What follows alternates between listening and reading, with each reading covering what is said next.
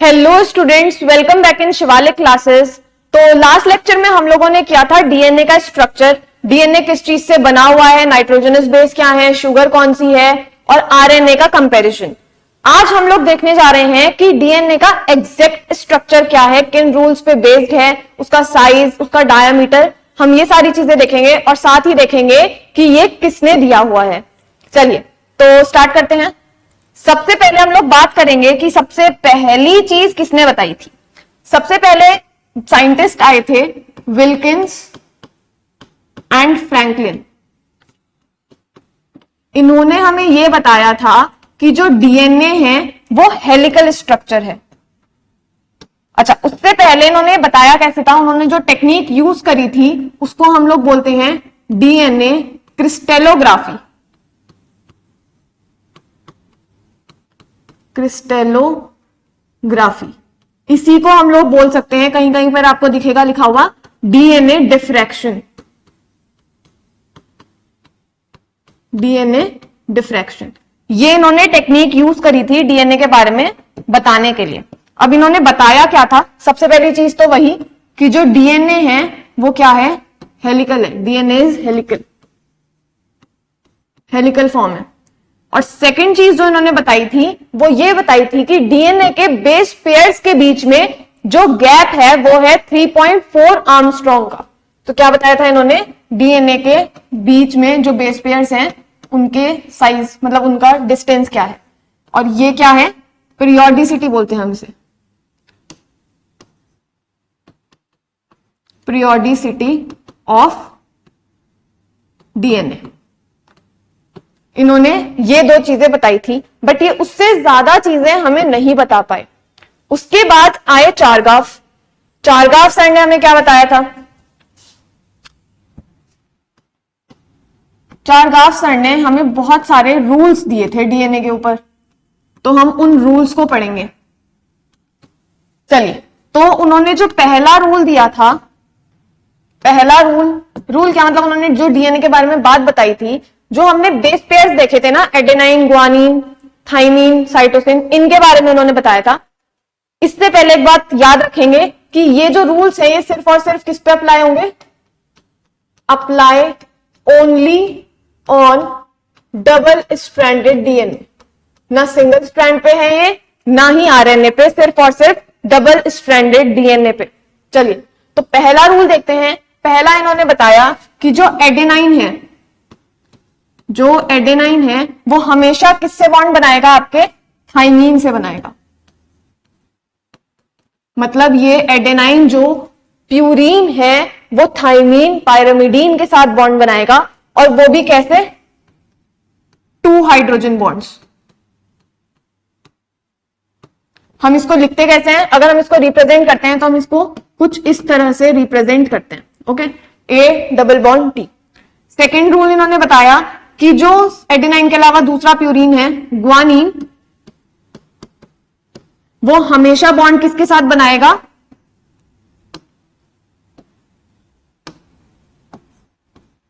Cytosine के साथ। ठीक है, और ये दोनों जो बॉन्ड बनाएंगे वो कैसे होंगे, 3 हाइड्रोजन बॉन्ड्स। कैसे लिंक करेंगे, हमेशा 3 हाइड्रोजन बॉन्ड से। तो इनको हम लोग रिप्रेजेंट करते हैं ग्वानिन ट्रिपल बॉन्ड साइटोसिन। ठीक है, तो इस चीज से हमें यह भी पता चल रहा है, अगर आप लॉजिक यूज करेंगे तो आपको ये साफ साफ पता चलेगा कि जितने एडेनाइन होंगे उतने ही हमेशा थाइमीन होंगे डीएनए में, क्योंकि बॉन्ड ही उन दोनों का बन रहा है, और जितने ग्वानिन होंगे उतने ही तुम्हारे साइटोसिन बनेंगे। तो देखते हैं, आपका थर्ड रूल यही कहेगा कि adenine will always be equal to thymine and guanine will always be equal to cytosine। And ये जो इक्वलिटी की बात हुई है कि ये दोनों इक्वल रहेंगे, ये है इक्विमोलर कंसेंट्रेशन। मतलब इनकी जो कंसेंट्रेशन रहेगी वो हमेशा इक्वल रहेगी। एडेनाइन की हमेशा थाइमीन के बराबर रहेगी, ग्वानिन की हमेशा साइटोसिन के बराबर रहेगी। चलिए नेक्स्ट रूल देखते हैं हम लोग।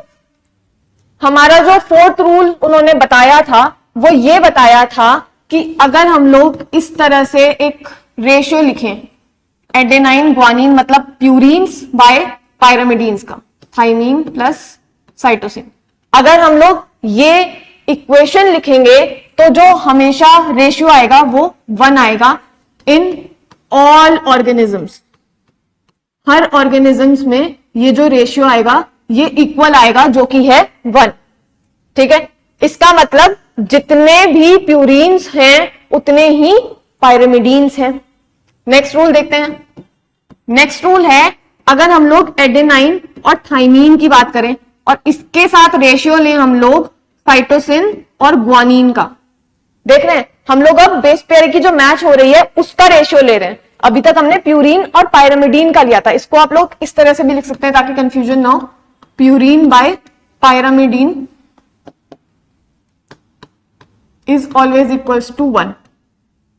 ठीक है, और ये जो रेशियो है adenine thymine by cytosine and guanine, ये जो होगा ये स्पेसिफिक होगा, स्पेसिफिक फॉर ईच स्पीशीज। इससे क्या मतलब है हमारा, इससे हमारा ये मतलब है अगर ह्यूमंस की बात करेंगे तो उनके लिए ये रेशियो एक स्पेसिफिक आएगा जो कि क्या है 1.52। अगर हम लोग किसी और बैक्टीरिया की, किसी और एनिमल की बात करेंगे तो उनके लिए ये रेशियो क्या आएगा, एक स्पेसिफिक, चाहे वो कोई भी हो। ओके, तो इसका एक एग्जांपल लेंगे हम लोग ह्यूमंस का, जो हमें याद रहना चाहिए, अपने बारे में तो याद रखना ही चाहिए हमें। तो ह्यूमंस का क्या रेशियो रहता है, A/T एंड G/C का रेशियो आएगा 1.52। ओके, इससे हमें ना एक बात और पता चली थी, वो ये है कि ये जो रेशियो होता है, ये जो रेशियो है ये हमेशा लेस देन 1 आएगा, किसमें, प्रोकैरियोट्स में। प्रोकैरियोट्स में हमेशा लेस देन 1 आएगा एंड यूकैरियोट्स में हमेशा मोर देन 1 आएगा। अब इससे हमें क्या पता चला, ये रेशियो अगर आप देखेंगे लेस देन 1 आ रहा है का क्या मतलब है, लेस देन 1 आ रहा है मतलब कि हमारा ग्वानिन और साइटोसिन ज्यादा है।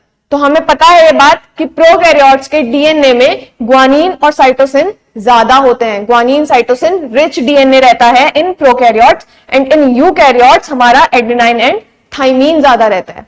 ओके, तो नेक्स्ट लेते हैं एक और रूल। चलिए, तो हमारा सिक्स्थ हमारा प्यारा सा इजी सा रूल है कि जितने शुगर होंगे, जितने हमारे डीऑक्सीराइबोस शुगर होगा उतना ही हमारा क्या होगा, फॉस्फेट। फॉस्फेट लिख देते हैं इसे, फॉस्फेट। जितने शुगर होंगे उतने ही फॉस्फेट होंगे। और ये भी किसकी बात करी गई है, इक्विमोलर कंसेंट्रेशन की। दोनों की कंसेंट्रेशन एकदम इक्वल रहेगी। ओके, चलिए, तो ये सारी बातें हमें बताई थी चारगाफ सर ने। अब इन्होंने भी जो ये बातें बताई हमें समझ तो आई, बट एग्जैक्ट स्ट्रक्चर किसने दिया, स्ट्रक्चर जो हम देखते आ रहे हैं ना, जो हमने अभी देखा था ऐसे मुड़ा थोड़ा सा स्ट्रक्चर, वो किसने दिया, वो हमारा दिया था वॉटसन एंड क्रिक ने। तो हम डीएनए को बोलते हैं, जब भी हम डीएनए के बारे में पढ़ते हैं हम लोग बोलते हैं Watson and Crick model of DNA. Watson and Crick model of DNA. तो इसके बारे में पहले लिखते हैं और फिर इसके बारे में हम मतलब इसको बना के दिखाएंगे। सबसे पहली चीज तो हेलिकल है। दूसरी चीज बताई थी कि डबल स्ट्रैंडेड है।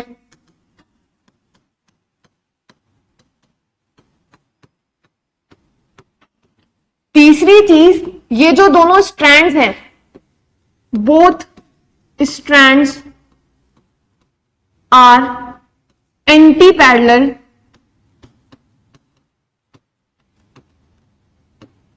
And complementary to each other.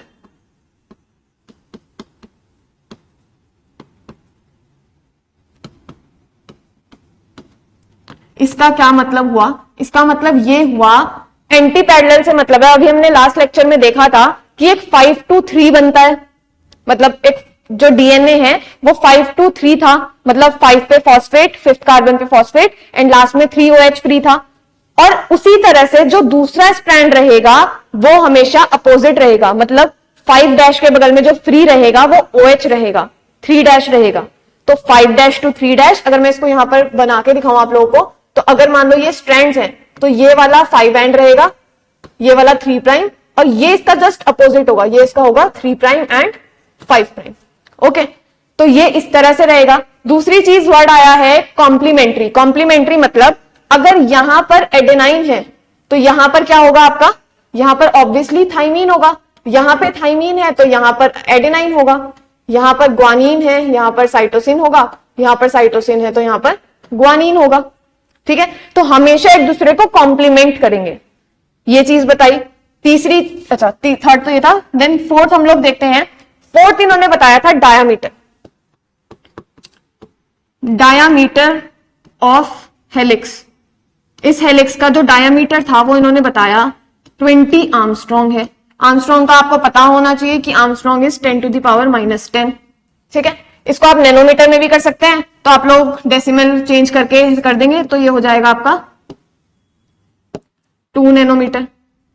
ठीक है, उसके बाद इन्होंने बताया कि जो एक हेलिक्स का एक टर्न है, हेलिक्स का जो एक टर्न है वो आपका कितना बड़ा होगा, टर्न ऑफ हेलिक्स, और इसको हम लोग बोल देते हैं पिच। इसकी जो लेंथ होगी आपकी वो होगी 34 आर्मस्ट्रॉन्ग या फिर 3.4 नैनोमीटर। ठीक है, उसके बाद इन्होंने हमें बताया था कि अगर हम लोग देखें कि कितने बेस पेयर मौजूद हैं इस टर्न में, तो पिच में, टर्न को हम पिच कह रहे हैं, अगर पिच हैज 10 बेस पेयर्स, मतलब एक टर्न में हमारे 10 बेस पेयर होंगे। उसके अलावा हमें इससे पता चल रहा है अगर 10 पेयर हैं एक टर्न में और एक टर्न की लेंथ 34 आर्मस्ट्रॉन्ग है, इसका मतलब हुआ कि डिस्टेंस बिटवीन बेस पेयर जो आएगा आपका, distance between base pair is 3.4 Armstrong. Okay, 34 divided by 10 कर देंगे हम लोग तो 3.4 आर्मस्ट्रॉन्ग या फिर 0.34 नैनोमीटर। उसके बाद इन्होंने एक और चीज बताई थी, दैट इज कौन सा था ये, 5th 7th। Okay, 7 then 8 point उन्होंने बताया था, DNA helix has major and minor groove. Groove मतलब डिप्रेशन। चलिए, तो इसका एक स्ट्रक्चर देख लेते हैं जल्दी से। डीएनए का स्ट्रक्चर अगर हम लोग बनाएं,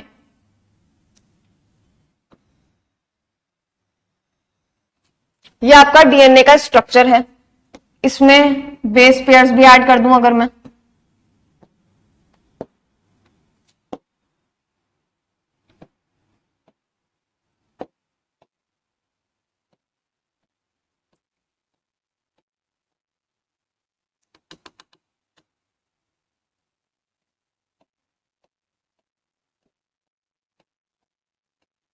पांच ही हो गए, देन 3 4 5। ओके, 5 ठीक से बन नहीं रहा है ये इसको कुछ इस तरह से बना लेंगे हम लोग, 1 2 3 4 5। Okay, then 1 2 3 4 5, 1 2 3 4 5। अब यहां पर ये बेसिस कुछ भी हो सकते हैं, अगर मैं यहां पर इस तरह से लिख दूं तो यहां पर क्या होगा, इसका कॉम्प्लीमेंट्री होगा हमेशा, T होगा, यहां A होगा, यहां C होगा, G होगा एंड यहां C होगा। और हमने पढ़ा है कि कॉम्प्लीमेंट्री रहेगा, तो अगर ये वाला स्ट्रैंड जो है ये 5 डैश है तो ये क्या हो गया आपका 3 डैश, और यहां पर ये जो होगा ये इसका एंटी पैरेलल चलेगा 3 डैश टू 5 डैश।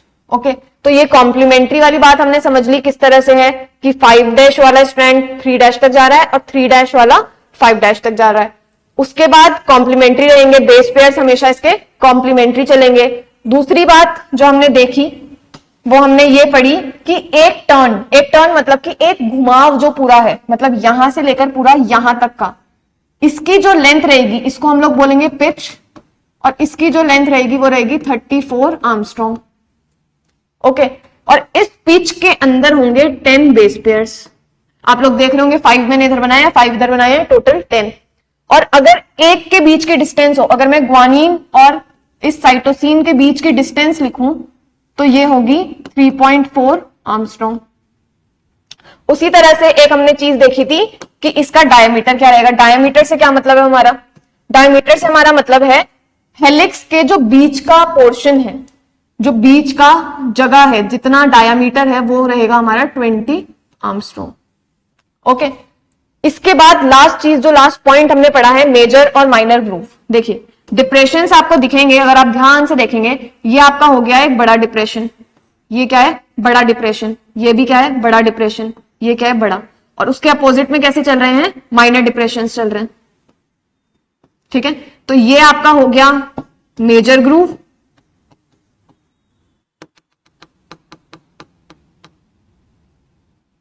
चलिए ये आपका क्या हो गया? Major groove,